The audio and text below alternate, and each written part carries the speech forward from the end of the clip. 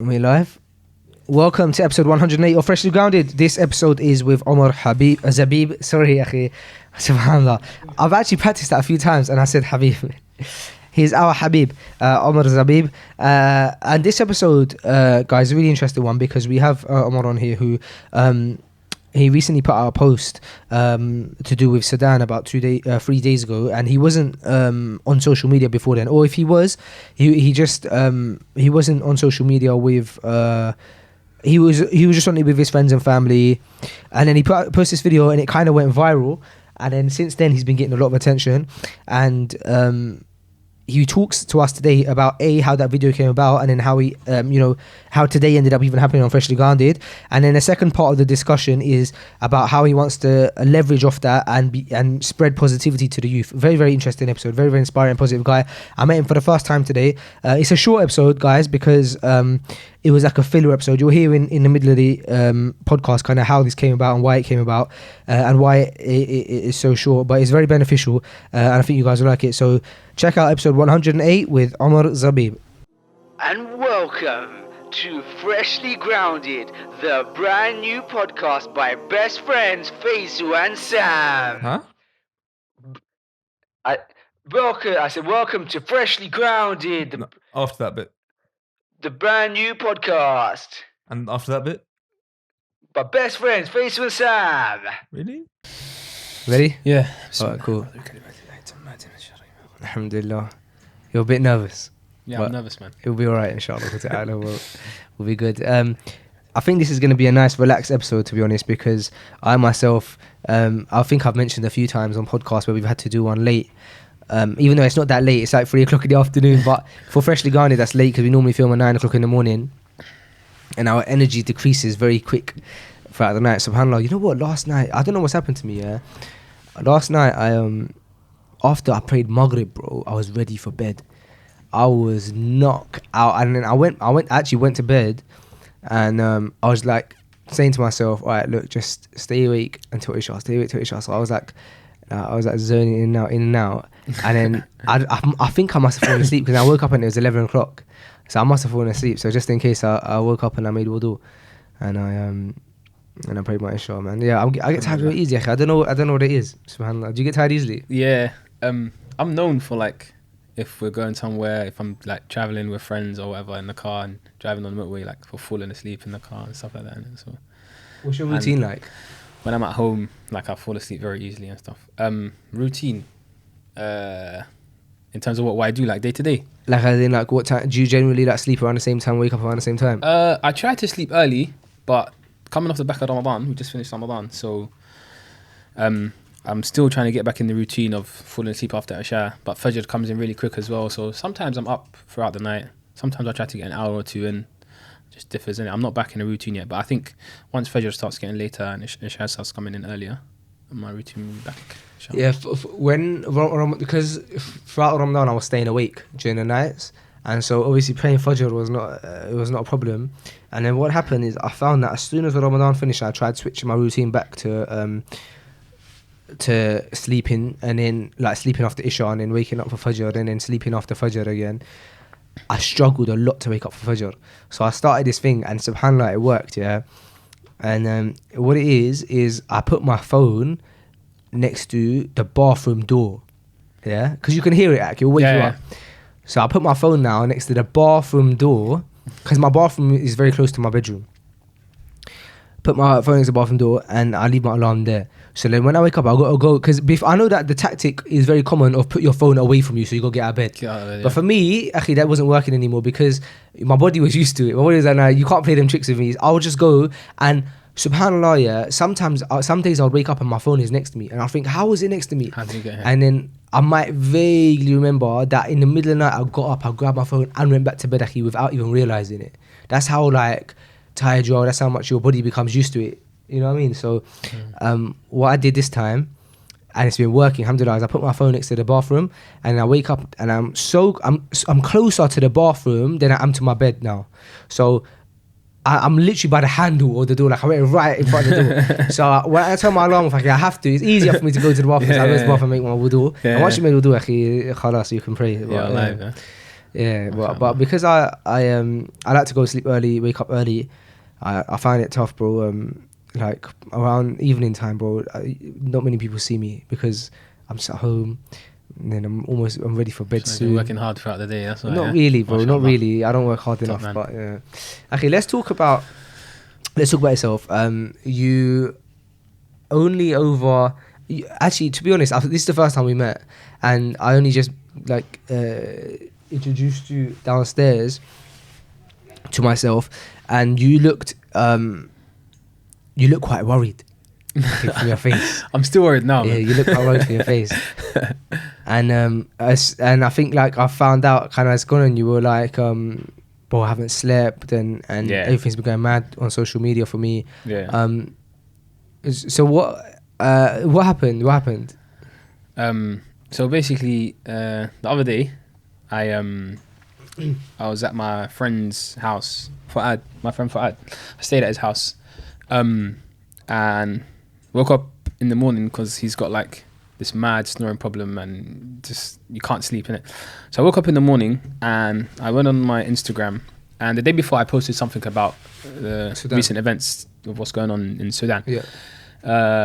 And then when I was going through my Instagram feed, I was looking, and the amount of attention that all this madness which is going on in Sudan was receiving was like minimal. Okay. And I was shocked because if anybody remembers, or if you remember, a few weeks ago, there's a famous Eritrean, I'm from Eritrea, so Okay. famous Eritrean celebrity rapper Nipsey Hussle. I don't know if you heard. Yeah. He was married to or closely with another famous American, Lauren London. He passed away. Not taking anything away from him, he was a good man. He was an entrepreneur. He helped his community. He did what he could, and he lived a good life because he was very successful in terms of music and all of that. He passed away. There was not a single time that I opened my Instagram app again or refreshed it and I didn't hear either one of his songs or see a post about him or see someone saying something or writing something or the marathon continues and all these hashtags and whatever that were going on. Okay, which is fine if you're attached to a person in a certain way and his death gets to you to the extent where, you know, it's taken over your life or taken over you as in terms of what you do on social media. That's completely up to you. I've got no problem with that. But what shocked me is that, and a lot of the people at the time on my Instagram were from Eritrea because I'm from Eritrea, and Nipsey Hussle was also Eritrean. Our neighbours, Sudan, next door, the amount of madness that's been going on there, the stories and the posts that I've seen and the videos and pictures that have been released, even though there's a mad crackdown on the internet and there's basically no internet in the country, what I saw and the reaction that it was getting from my Instagram was like Nipsey Hussle was all the way up here and Sudan was all the way down here. And bear in mind, us Eritreans, in Eritrea there was a war with Ethiopia pre the 90s and even within the 90s, and I could probably say, I don't have any stats or figures, but I could probably say at least 95%, if not 90%, maybe even more than 95% of Eritreans who left Eritrea because of the war that was taking place had to go through Sudan to get to where they are now.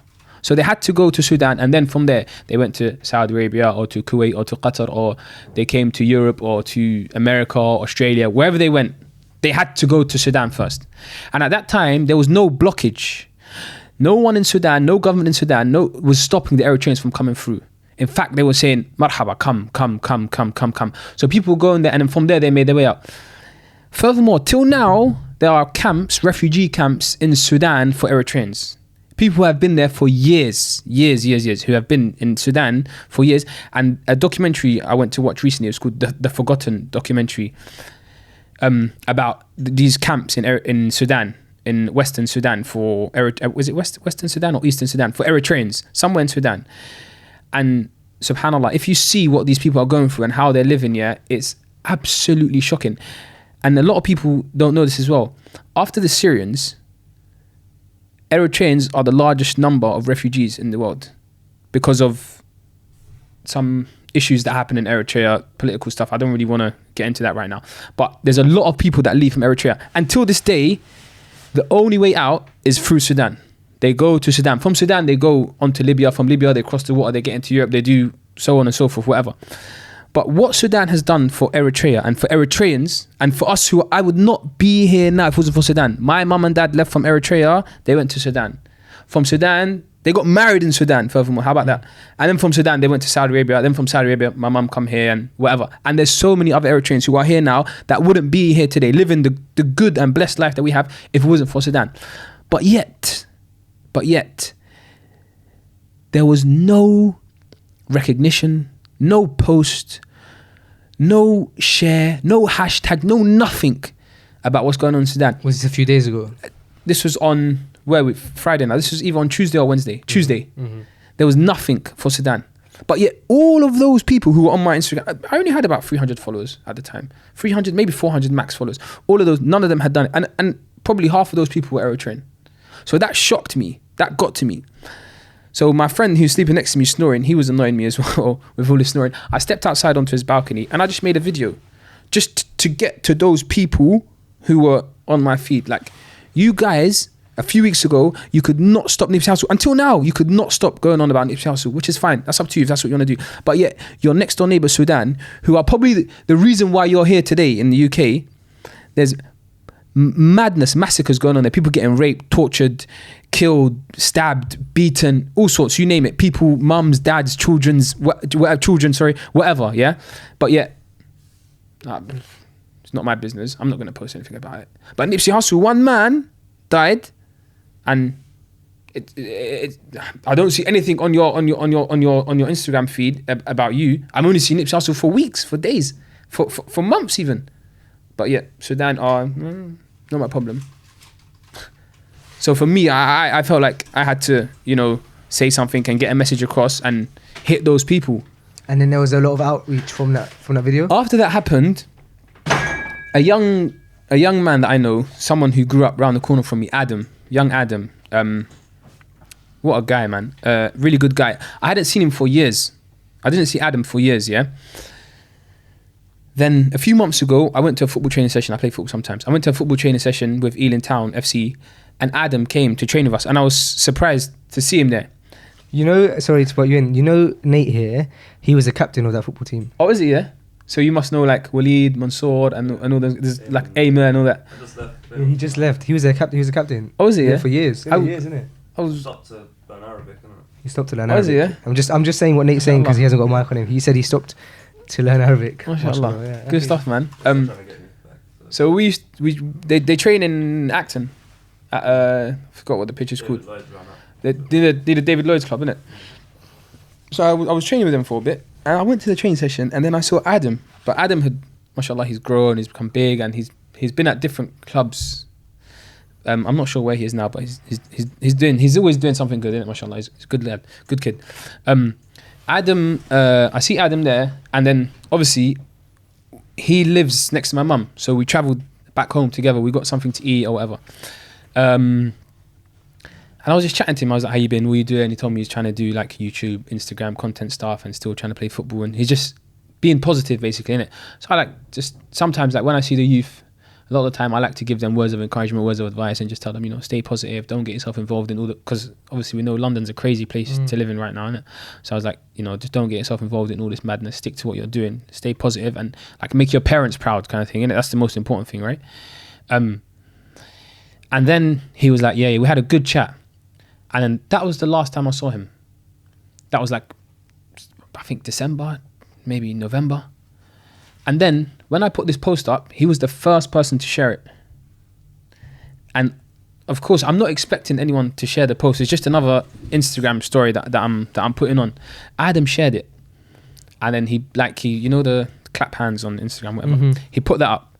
And I was thinking, okay, then another one. Then another one, then another one, then another one. I'd have to look through to see who exactly were posting were sharing my story.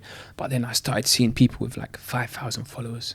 One girl, she had like 6,000 followers. I don't know her, she doesn't know me.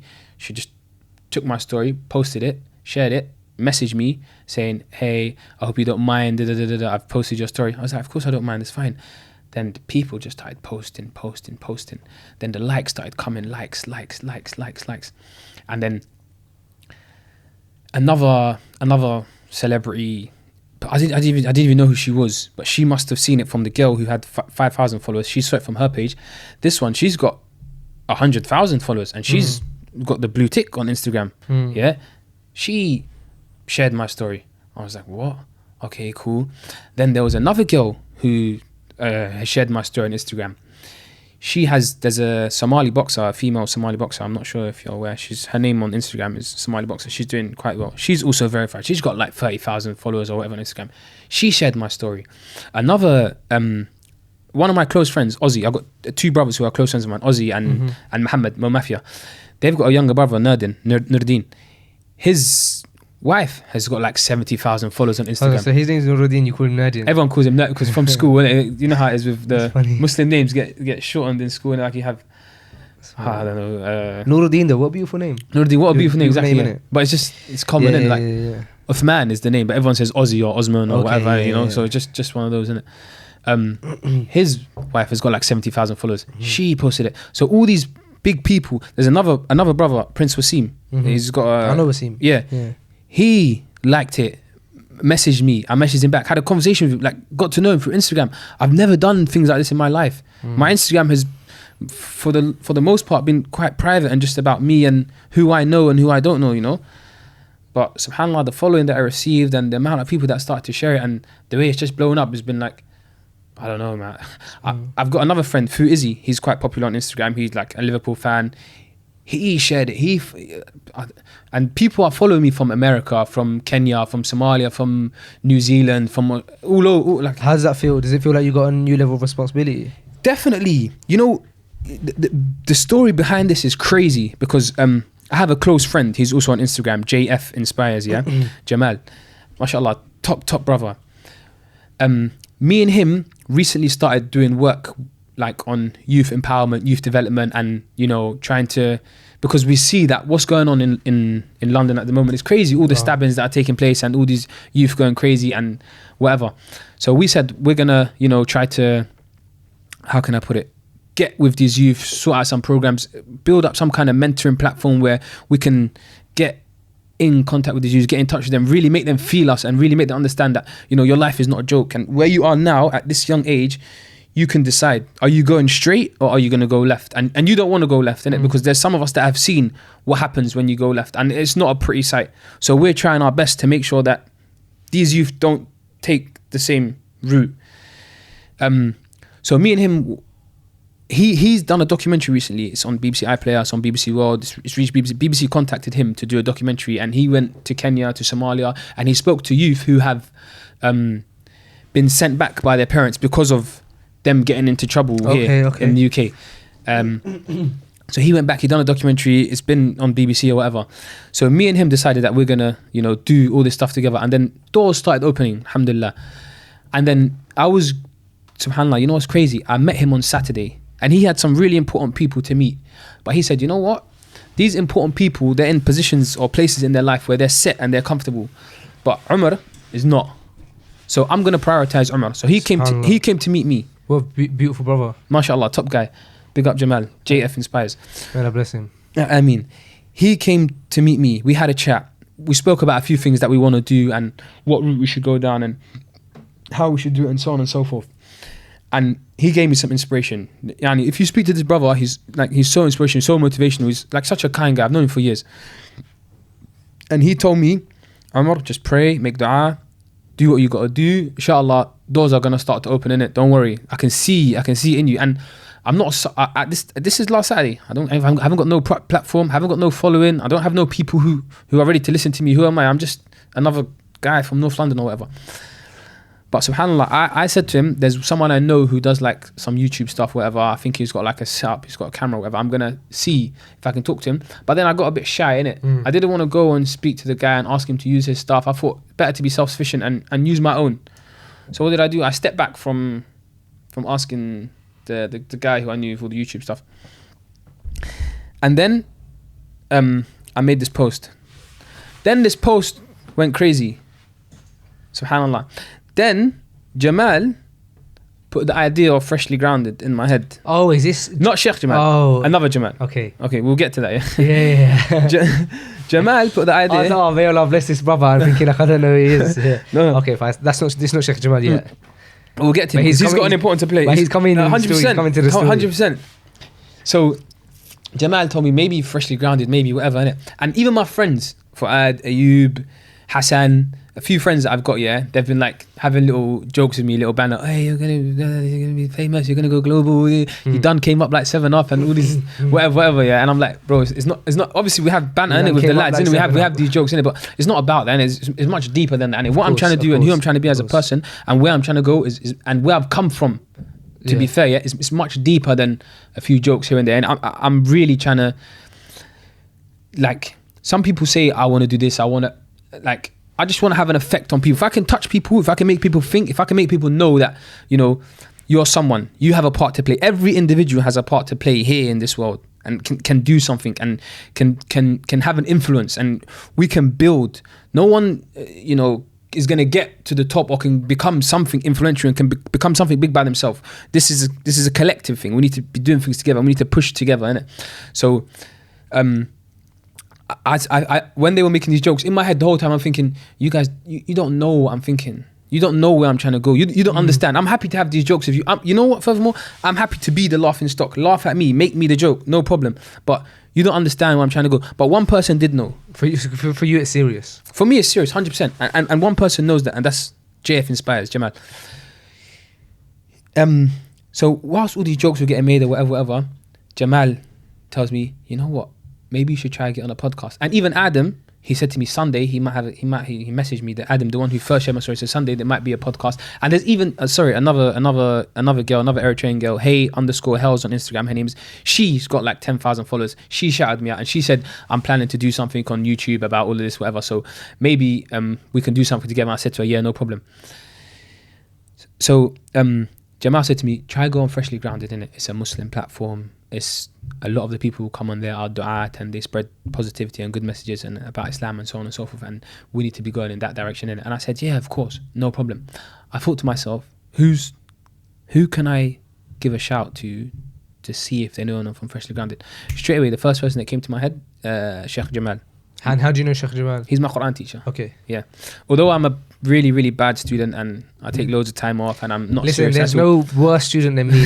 I'll be honest, I'll tell you that much. There's no worse student than me. Yeah, make sure you get to Badr tomorrow. Yeah, I know that you're studying. I'm gonna try my Yeah. best, inshallah, yeah. He told me, may Allah bless your studies and increase you, man. Both of you and the Sheikh, inshallah. He told me, I messaged, in fact, you know, I did, subhanAllah, I'll tell you. He rebuked me last night. He came back. You bailed him. Did he tell you? Yeah, you bailed him. he I was meant angry, that. man, subhanAllah. Was he It's angry? Not, nice Nah, being- he was not angry, but he kind of told me off a little bit. And in the nicest possible way. He's very nice. As Jamal does, innit? In the nicest possible way, he told me off and it made me think. Yeah. And then he said to me to call you on Instagram, yeah? And before I did that, although, you know, like this video, you can call someone on Instagram. After the conversation, he said to me, just to highlight, taking note from what Jamal said to me. I called him back and I said to him, Sheikh Jamal, I don't think I want to call Faisal on Instagram because after the advice that he gave me yesterday, maybe it's better that I message him first. What do you think? He said to me, la. Yesterday's one, you called me almost midnight. Now is Dhuhr time, it's Jum'ah time. It's fine, you can call, don't worry. But call as in, can you make calls on Instagram? Yeah, you can make video calls on Instagram. No. You can do like Can FaceTime you? Instagram. Didn't know that. I didn't know that. You can have video calls and you can do like just Voice calls? Voice calls, yeah. No way. On Instagram, yeah. No, You didn't know? You can voice note this. Well, I voice noted you today, so you know. Yeah, that. I know you can voice note. Yeah. Okay, cool. And then so But can you voice call? Yeah, voice call, Oh, okay. audio call, normal call. I'm sure you can. I've done it. I'm sure I've done it. You just decide not to accept the video and you just pick up the phone, innit? So you just cover, Okay. take out the video. Yeah. So Sheikh Jamal, I called him last night. He was on the way back. He was come back from Gatwick Yeah. yesterday night. I called him. And He was with Only. He was in. He was with one of my friends. Oh, is he? Yeah. MashaAllah. He said to me, before he gave me any advice, before he said anything to me, he asked me, "Are you okay? How's your family? How's things?" Yeah, How's he your does Eid?" that All always, this- innit? Oh, we've had Always. Oh, sorry. We We had like a proper conversation. Are you proper do you need catch-up. tissue, akhi? No, it's fine. Like a proper catch up, yeah. You know what? Tissue. I'm a bit OCD. You know? Yeah, it's I don't fine. like- We can get one. I got tissue. I got You tissue. got some, yeah? Yeah. I hate mess, innit? No problem, akhi. It's a good way to be. Yeah, Sheikh Jamal, that's his character, man. Like, he very much so, you know, how's things, how's family, how's everything, is everything okay? He makes dua for you, and then it's like, oh, the reason I called is it's a very, very beautiful trait, I think, man. Very beautiful. Exactly. So we went. I'm the opposite. I'm like, Assalamu alaikum, bro. What I was gonna say is, hey, you brought me into that. Yeah, just sit down in the chair. And I was like, what am I doing? Where am I? I don't know what's going on. Yes, forgive me, man. No, I love to forgive, man. So he was like, we had the whole how you doing thing, and then he asked me, so what's up? What's the purpose for the call, whatever. So I explained to him, you know, I've made a post recently on Instagram, and it's received a lot of following, and a lot of people are sharing it, and I'm getting a lot of followers and messages, and people are saying that I've spoken well and I'm very articulate, and my friends have told me, you know, people want to listen to you speak. You need to be speaking more. You need to be raising more awareness on not just the issue in Sudan, but in other things and so on and so forth. Jamal said to me, send me the video. Yeah. And obviously I know that you two know each other because he's been on here before. He's got a podcast with you guys. So I said, maybe if you could speak to the guys at Freshly Grounded, see what they have to say if they'd have me on. He said, okay, khair, send me the video and send me your Instagram name and tell me a little bit about the video in a WhatsApp message. So I did that, and I don't know what he done or how he spoke to you or what happened. All I know is that he called me back, and he said to me, was it last night that he called me or was it this morning that he called me? No, Must have been today because he spoke to me today. This morning. Okay, he spoke to you this morning. He called me back this morning, and he said, Omar, you've got today after Jum'ah to get on there. That's the only time. That's the only option you've got. You don't have any other option. You need to go pray after Jum'ah. After Jum'ah, you need to go and get yourself on Freshly Grounded, innit? And I said to him, I've got 3 people to meet. Yeah? Maybe 4. And if they see this, they'll testify that I have to meet with them. There's 3 people that I have to meet with today. And the 4th one, I didn't mention it to Sheikh Jamal because I thought it might be a bit thing. But it was my barber, innit? Because my hair is a bit... Oh, I see. My hair's a bit... I said 3, possibly 4. Okay. But the 4th one, I can leave it out. It was my barber, innit? But okay. We scrapped that, innit? So... Alhamdulillah. I'm sure you look fresh, bro. No. Let's see the No, we're not doing that. quick. No, we're not doing that. We're not doing that. My hair's a mess, innit? Preview. But if it was alright, it'll be okay, innit? But my hair's a mess right now, innit? Actually, you're looking calm, actually. But, So Jamal obviously got in contact with you. He said, I've got until Jum'ah. I've got just after Jum'ah, that's the only time we can do it, innit? The brothers have a routine, they have a schedule, and they're happy. And subhanAllah, look at the qadr of Allah, yeah? For some reason, you guys was meant to do something, it didn't work out. It got cancelled last minute. It got cancelled last minute. Yeah. I was shy to ask a brother, another guy who I know who's got his own setup, he's got his own whatever. I was shy to ask him because I thought to myself, I need to be self-sufficient. The only reason why I reached out to Jamal, Sheikh Jamal, is because Jamal at JF Inspires told me, you need to go and reach out to Freshly Grounded. That's the platform that you need to hit. And because I take him as like a motivator, as like someone who mentors me, I told myself I'm going to listen to his advice. Yeah, so that's why I did it. And then subhanallah, qadr Allah, you guys had the person who was meant to do it cancelled last minute. Now you've got an opening. And it has to be done after Jum'ah. Has to. And I have to get my haircut, but I left that. No, I'm joking. That's not serious at all. Yeah, you know what? On our end, what happened is, so I mentioned to you on the phone that we like to put out an episode every single week, every single Friday, without a shadow of a doubt. Yep. And we've missed 1 or 2 here and there, but we try our best not to. Reason being, akhi, because we know of the hadith where the Prophet sallallahu alaihi wasallam explained that Allah loves the deeds that are consistent even if they are small. And akhi, we haven't got much going for us here except that we are consistent. So if we lose the consistency, akhi, what have we got? So I said, humble, man. I Don't said, say you haven't got I much. said, Wallahi, the I said, amount of let's people go that watch you guys' videos and that speak about Freshly Grounded, yeah, and that see the du'at that come on here, yani Tim Humble, Mufti Munir, Sheikh Jamal himself, Ustad Al-Rabi, Yahya Al-Rabi, subhanallah, you know, and so I said to you, I said that we like to be consistent, and so what happened is, yesterday we had an episode planned, and the episode got cancelled last minute. The episode was with Sam, and alhamdulillah, it couldn't go through. Sam, who's Sam? Sam is my co-host here. So we actually normally, the way Freshly Grounded started was myself and a brother called Sam. Yeah. Abdul Samad. Tall guy, innit? Very tall guy, yeah. Mashallah, And well, he's still very much so involved with Freshly Grounded. And we're basically working on a schedule going forward so that we can kind of have guests, and when the guests are not here, we kind of do our staple episodes with Sam and I. And yesterday was one of those episodes where it was just Sam and I, and it got cancelled last minute. Alhamdulillah, qadarullah. And I wasn't stressed, actually, because I've learned in the 2.5 years that we've been doing it that somehow, akhi, Allah provides us the thing. Somehow, I don't know how. And sometimes, like one of these ones, last minute. And so what happened is, yesterday I realised that it's not going to be possible for us to have a guest on. We're not going to be able to do an episode. And then I thought, okay, the episodes come out on Fridays. No problem. If we do an episode on Friday, we can still get an episode out, inshallah. So I was kind of looking for a guest today, and I had a few brothers message me. And then Sheikh Jamal actually rang me before then, and he said, No, Sheikh Jamal rang me straight after I put a post out, and he told me about you, and it was amazing because. So he didn't speak to you last night? No, he spoke to me today. See that? He advised me, and he's implementing his own advice. He didn't call you last night. SubhanAllah. Yeah, he called me at a good time, akhi, man. Alhamdulillah. Not too early, not too. I just right, the perfect time for me to accept the call. Blessed guy, man. That guy, mashallah. And so what had happened is I thought, subhanAllah, look at that, the qadr of Allah. Our episode got cancelled. I want an episode out, so I said to the Sheikh, and I've got a busy day today, so I said to the Sheikh, Sheikh, the only time I have today is straight after Jumu'ah. I've got a couple of hours, and I would like to do an episode. But actually, if we have to miss an episode, it's not a problem. Like we've had to miss episodes in the past, and we've tried our best. Alhamdulillah, we're content. If we have to miss it, we have to miss it.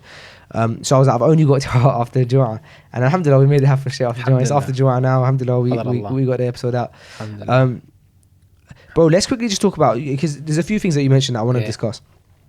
And like the overwhelming factor of it seems to be that you have a drive to push forward positivity with the youth and with yourself. What gives you that ambition to be a positive person and to then like also push that forward to other people? I think there's a lot of people who have seen how not having a relationship, a consistent and a strong, solid bond with older Muslims from your own community can lead to this left route that a lot of the youth take. Yeah, they're not being figures within your community who you can relate to, who understand you and where you're coming from. When you say older members of the community, would you put yourself in that category? Like as in like people in their late 20s? And now I would, okay. Because. So you're not talking about like the 50, 60 year olds? La. Okay. Unfortunately, for a long time, and I'm sure a lot of people will agree, that train has passed. Yeah. Yeah, that boat is sailed. Yeah, all that. SubhanAllah. A lot of people went to, what do you call it? Madrasa when they were young, and they had just, their parents would just stick them in the madrasa, do your Quran and leave it as that. Alhamdulillah, now you see a lot of younger people who grew up here and maybe went off to, like I got a close friend of mine, Abdul Kareem Saleh, mashallah. He went off to study in Medina, and now he's back here. He's an imam at a masjid, and he focuses on, with his students, mashallah, he teaches them aqaid, seerah, Quran, tajweed, Arabic. He's got an inclusive, a comprehensive Islam that he's given to them. And he also has conversations with them. He also relates with them, chills with them. I've got another friend, Mustaqim. He does the same thing. He's got like a little Quran halaqah that he does with the children. He orders pizza for them. He orders wings for them. They chill. They chat about different stuff, you know. And I've been there and I've seen these things. Jamal at JF Inspires, mashallah.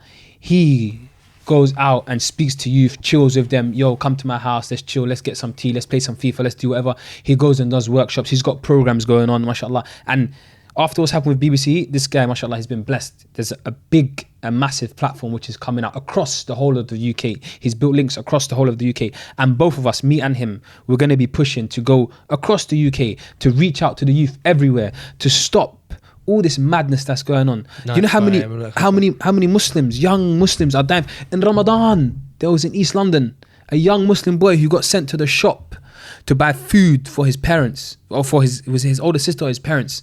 Yeah, he ended up getting stabbed in Mile End, in a densely Muslim populated area, by another young Muslim boy. The boy is fasting. He went to get food for his iftar.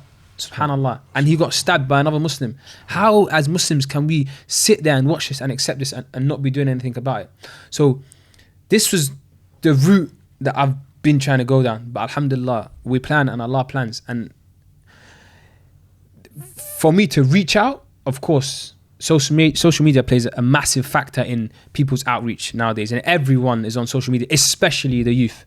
So via this post, which I decided to make about Sudan, subhanallah, I've now reached 1,000 and something followers and counting. I don't know. Like I told you earlier, I don't have data. I don't have a data package because I don't want to be attached to my phone because I'm scared about being this zombie on social media, as you see happening all the time. And I'd rather live a life where when I go outside, when I'm in the street, when I'm walking, I can embrace the air, the creation, and so on and so forth. How do you plan to balance the kind of initiative that you want to put forward of promoting positivity, and ultimately social media will be one of your biggest tools to do that, and also have a distance from social media? I mean, now I've reached a stage where I've seen firsthand, although I know there's so many people who've got thousands of followers or big whatever on Instagram or Snapchat and whatever, I've seen and I've experienced what social media has the power to achieve so far. I don't know how long this is going to go on for. I don't know how much bigger it's going to get. I don't know how much more of a following I'm going to achieve. I don't know. SubhanAllah, Allah might bless me. I might reach another platform. May Allah not test us with the dunya, inshallah, because sometimes these things can, your sincerity can start to get tested and people fall into certain things in it. So I pray that Allah doesn't test us and our sincerity doesn't go and so on. But as far as this platform takes me, I'll use it to the best of my ability to be someone who has definitely an influence on all people, but most importantly, the youth and the youth here. Because I know what they've been through. I know what they've gone through. I've seen it. I've been there. I've been left. But alhamdulillah, now I'm trying to stay straight and encourage others that it doesn't have to be this way. Because I remember at a certain age, I didn't see any other option. I didn't see any other route. I didn't know that once. Do you mind if I speak about one or two things that maybe I didn't plan to speak about it? But yeah, go ahead. Is that okay? Yeah, you sure? Of course. Once you see a life of drugs, crime, parties, alcohol, all this, whatever, yeah. And people who know me personally, close friends of mine, they'll know that I've seen all this stuff, and maybe some others as well. Once you see this, and once you're in this deep, yeah, like they say, lost in the sauce, right? You must have heard that. Once you're lost in this sauce, it's like you don't see a way out. You'll say things like, "Oh, if I don't serve up my man, then my man from the next block is going to serve him. Or this guy from here, he's going to come in his whip and he's going to drop something off to this guy. So I might as well just serve it to him because I'm going to get some money from it, innit? Or I might as well see this girl and speak to this girl because if I don't, then my man from down the road is going to be speaking to all that. So you put yourself in a position where I might as well just do it. And then it gets deeper and deeper and deeper and deeper. And as we know, one sin leads to another, leads to another, leads to another, leads to another, subhanAllah. And you know what's crazy, yeah? Alhamdulillah. I became Muslim at 15 years old, bro. 15 years old, yeah. I was in school. That's the second youngest person I know. I was in school, yeah. I became Muslim at 15 years old, yeah. And the way I grew up as an Eritrean, yeah, and a lot of, I don't know if any Eritrean Christians are going to see this, and they might not admit to it, but Eritrean Christians, and I believe it's the same for Ethiopian Christians because we have very similar culture, we grew up in a way that you're Christian. And Eritrean Christians are serious Christians. I respect them for the way, especially like my mum and her like kind of surrounding her friends and so on, the way that they take their Christianity, it's not like how you see Christianity get taken here in the UK or in America or whatever. Like they take their Christianity serious. Within their ibadah, they have dua. The same, I knew about raising your hands for making dua before I was Muslim because we used to do this in the church. Have you seen the video of the Christian preacher who they approach? And he's like this billionaire guy who like uses donations to have private jets and stuff. Have you seen this video about him? And he's like, they approach him and they ask him about it, and he's like doing some crazy eyes. It's a funny video. No, I'll show you after. No, but these are probably some new modern day Christians. Not Orthodox Christians, like what my family is, yeah. SubhanAllah, bro, like they're serious about their religion. I don't know if you've seen their women, they wear all white. Yeah. It's like they're wearing a hijab, they wear long clothes. So I've seen a serious attachment to religion, although it wasn't the aqidah. Obviously, it's not correct in the misguidance. I've seen it growing up. I've seen dua growing up. I've seen sujood. They make sujood. They make ruku'. They fast. My mum, she fasts Lent 40 days, not I'm gonna give up chocolate. Fast. She doesn't eat until 4 o'clock, 5 o'clock. They don't go with the sunrise like how we do with Maghrib, but they go, you know. So I've seen an attachment to religion. However, Wow. That all sounds so close to Islam. so bro. close, yeah. Even when you go to Eritrean Orthodox Church, they stand in rows. Wow, really? The women on one side, the men on another side. There's none of that coming together and whatever. The priest will be at the front saying or reciting their, you know, things from the Bible and whatever. At the back, they'll be saying, Amen, Amen, Amen. Yeah. No way. Akhi, yeah. SubhanAllah. People don't know these things though, innit? But Wow. obviously, Aqidah is misguidance, innit? They have this of course. Trinity and so on Of and so course. forth, innit? However, so I've seen this attachment to religion, and this attachment went to a point where you're Christian, innit? And Islam was like, that's a taboo. Nah. I'm Eritrean. 50-50 Muslim Christian. One could argue. One might say 60-40, 60 Christian, 40 Muslim. One might say 60 Muslim, 40 Christian, yeah? But let's say generally 50-50. I didn't know. As in at this time you was 50-50, you mean? And the population of Eritrea, Oh, I see. 50-50 I see, Eritrea, Muslim, I see, Christian, I see. yeah? I thought Eritrea was like a majority Muslim country, or like almost everyone who was Eritrean was Muslim, and that's my ignorance speaking. Why? Because the few Eritreans that I know obviously are Muslim. No problem. But that's it's fine. obviously normal because because of the circles that I'm around. La. That's my ignorance speaking. No, that's fine. So I grew up thinking that Eritreans were all Christian. That was my ignorance, but I was young at the time, innit? I grew up thinking that all Eritreans were Christian, and there were 1 or 2 Muslims that I knew. I think her name was Halima, and she had a sister. Wallahu a'lam, I can't remember. Halima, I remember Halima, and there was another one. We used to go to a Saturday school in North London, and I saw them there. I didn't even know that Eritrean Christians probably existed until I went to secondary school. When I got to secondary school, I started to meet Eritrean Christians, and I had astaghfirullah, Eritrean Muslims, like who are from Muslim families, not reverts, like Muslim families. And I had a really like, subhanAllah, the one through which Allah guided me, he taught me about Islam and he showed me stuff. And subhanAllah, I used to make jokes about Islam. Imagine, we will be going to do madness. We'll be bunking school, going somewhere to steal some football shirts from Lily White's or whatever, try to put them under your thing and run out and do the crazy stuff like that. On the train journey there, we're having a discussion about Christianity and Islam. What's better? What's more correct? On the way back, whatever, all this kind of stuff. Wow. Do you see where I'm coming from? It was always on your mind. Yeah, constantly. And then I used to make jokes, yeah. Do you think I'm going to play head, shoulders, knees and toes 5 times a day, bro? I'm never going to become Muslim. I used to say this to my friend who was giving me all this da'wah. SubhanAllah, imagine that. This is the kind of stuff I used to say.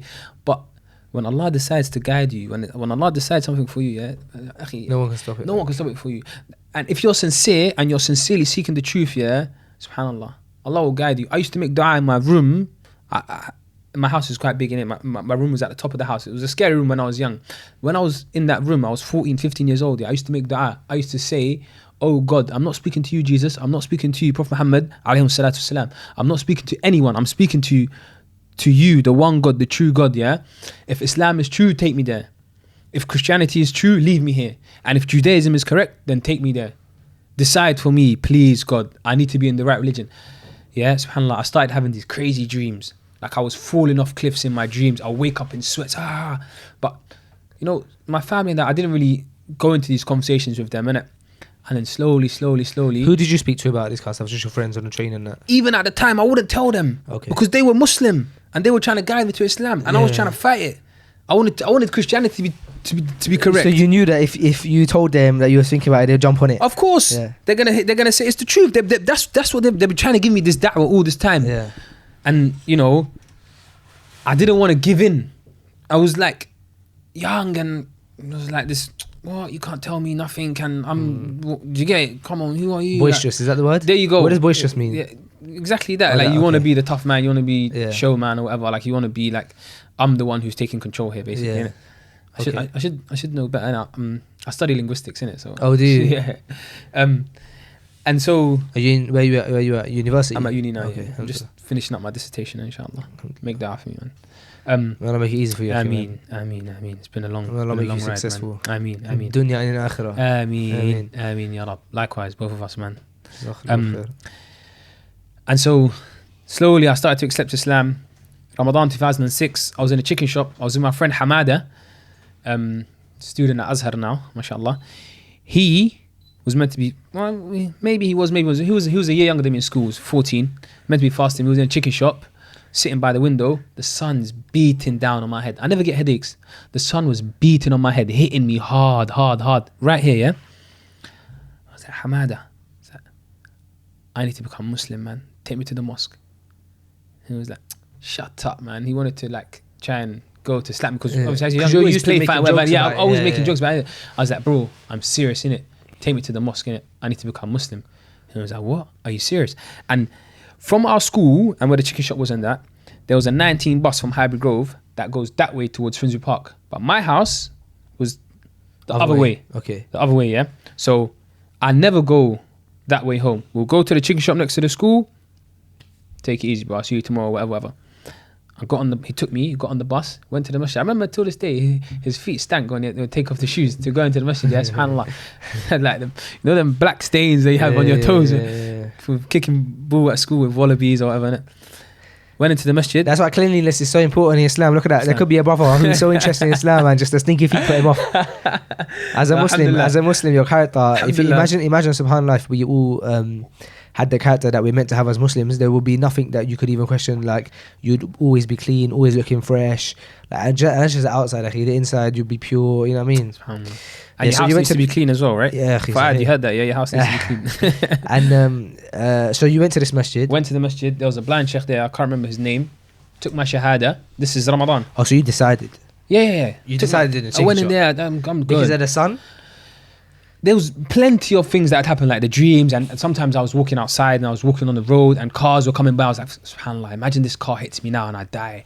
I'm not Muslim. Am I going to go to hellfire? Am I on the correct path? What's going to happen to me? Look, this was happening to me consistently, but I was just keeping it to myself and I didn't want to open up about it. Like we said earlier, I was trying to be this boisterous guy and put on this image or whatever.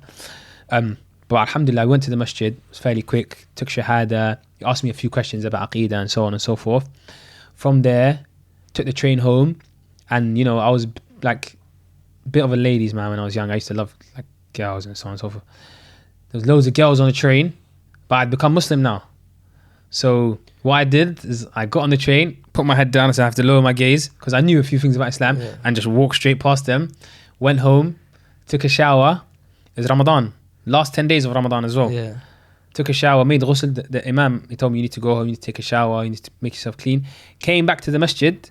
That friend of mine who was giving me da'wah all this time, at the time when I became Muslim, his mum had sent him to Egypt because he was getting in trouble.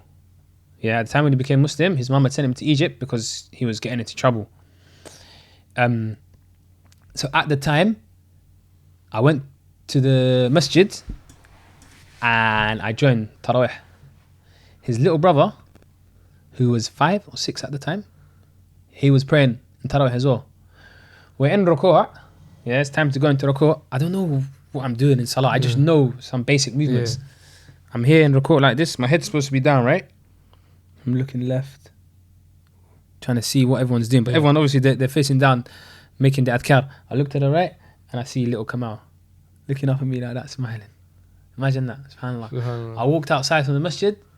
I see the mother of this friend of mine. Yeah. She was like, what are you doing here? I told her I became Muslim. She started crying, hugging me, subhanAllah. What a day. Man. Yeah, man. So sorry, we went off topic. There's no off topic on podcasts. It's not possible. Oh, is it? Yeah.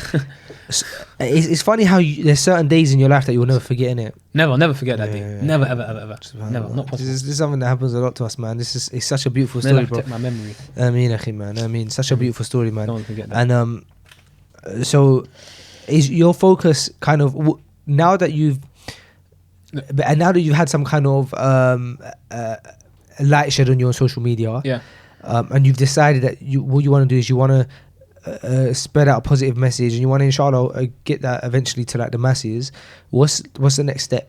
So it's only 2 days ago that this video went viral. So until now, like I said, my phone's been, I haven't got no data right now in it, so I'm offline.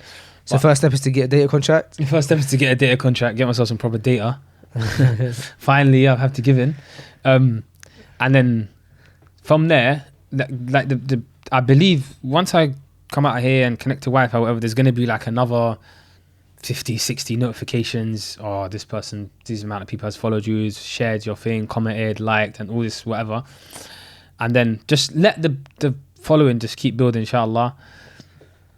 Obviously, I work with JF Inspires, so a lot of youth outreach and focusing on empowering them and letting them know that they can be something, they can be someone, they can go the legit way and they can make it. Because what happens is now they see all these celebrities or whatever, all these people talking about the trap and talking about, you know, this and that and whatever, and they think this is the only way to make it. But little do they know, all these idiots who are promoting all this stuff, subhanallah, they don't do none of that. All their money comes into bank accounts. They're legit. They're straight. They're paying taxes. Yeah. And they're glorifying this lifestyle of this and so on and so forth. They don't do that. Why are you doing that? So, subhanallah, I've lost my question, akhi. I had a very good question after. I was going to suggest, akhi, that you should start a podcast.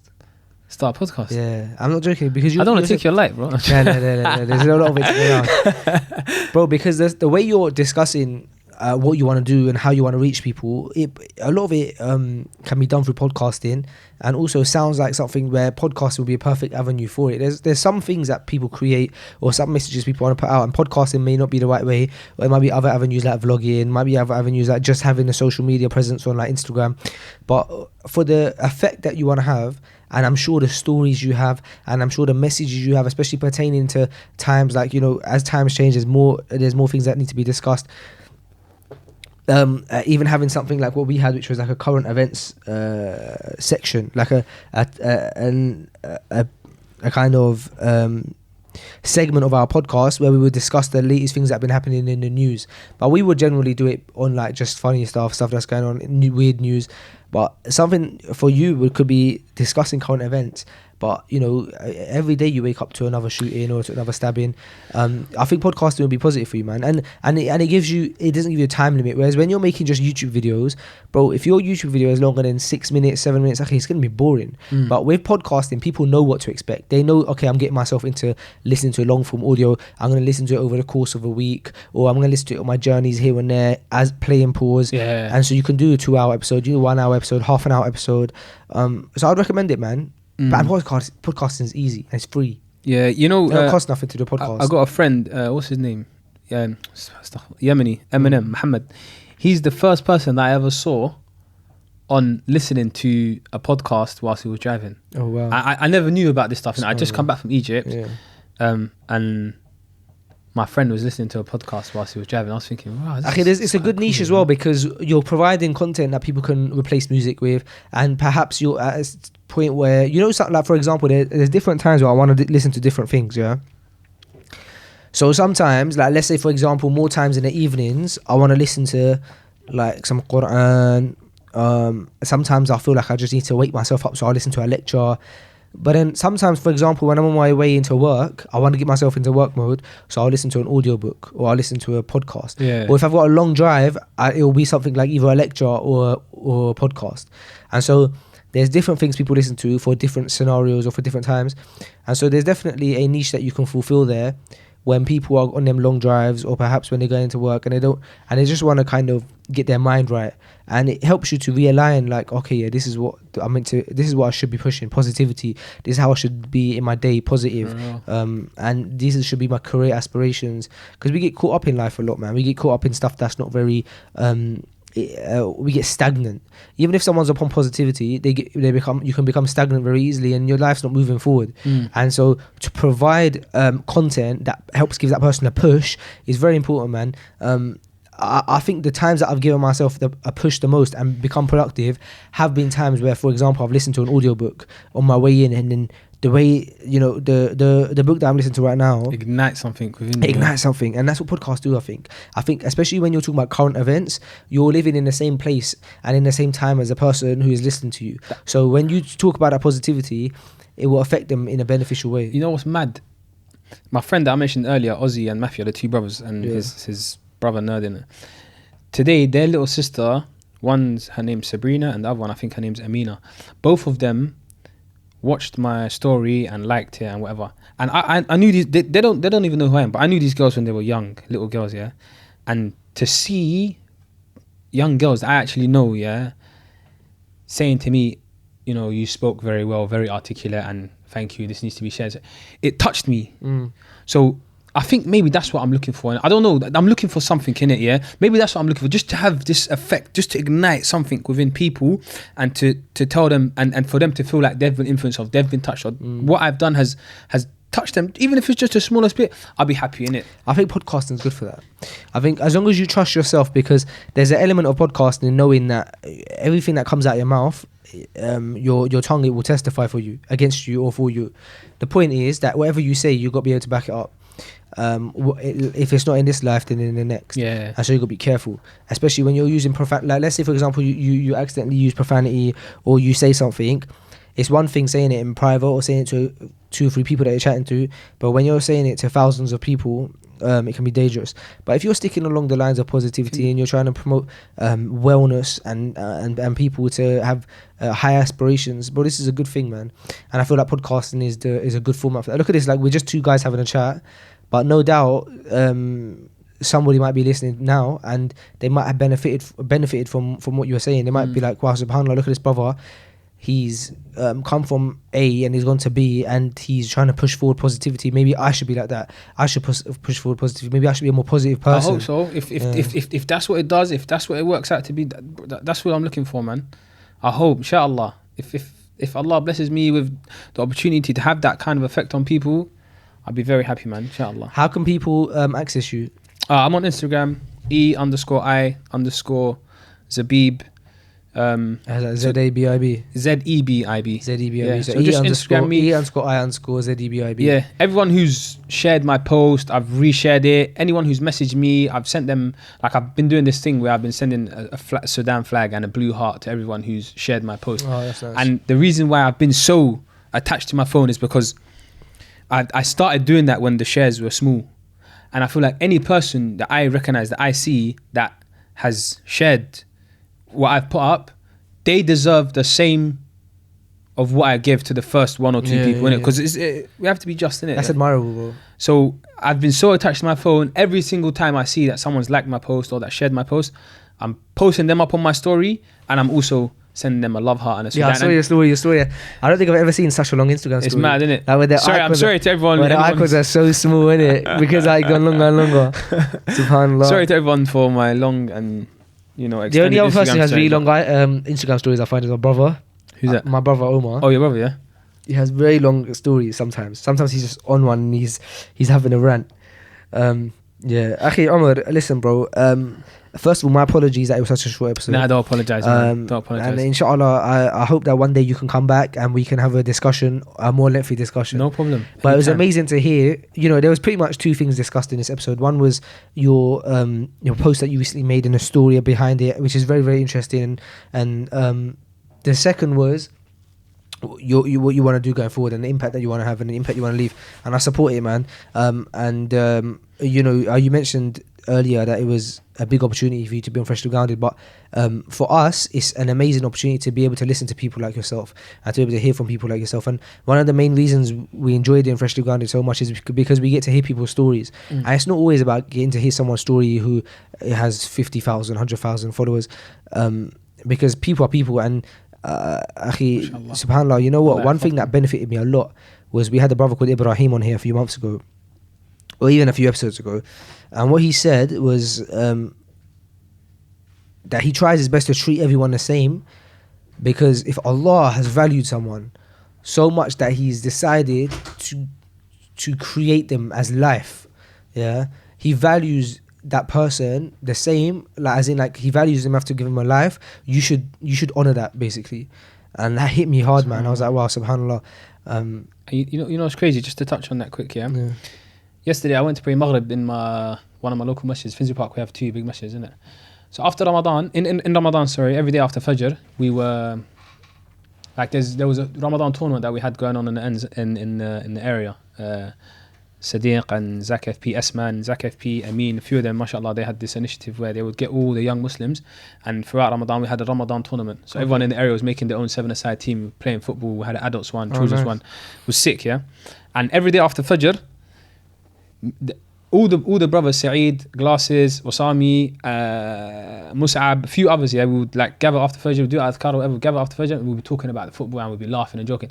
And a lot of them, I'm like 5 years older than them, 6 years older than them, 7 years older than them, but I wanted to give them my time, innit? And my friend, mashallah, a good friend of mine, Amu Abdul Qadir, yeah, he let me stay in his house throughout Ramadan because he lives round the corner from the masjid. So throughout Ramadan, he let me stay in his house. Wow. And obviously, Ramadan for me, being at home with a family, it's not great in it because they're not fasting, and sometimes my mum doesn't approve of fasting, and she might bring up like a little discussion or whatever. But he said to me, "Come stay with me. The masjid is only a walk away. We'll do iftar together, have suhoor together." Mashallah, it was so beneficial for both of us. Yeah, may Allah bless him and preserve him.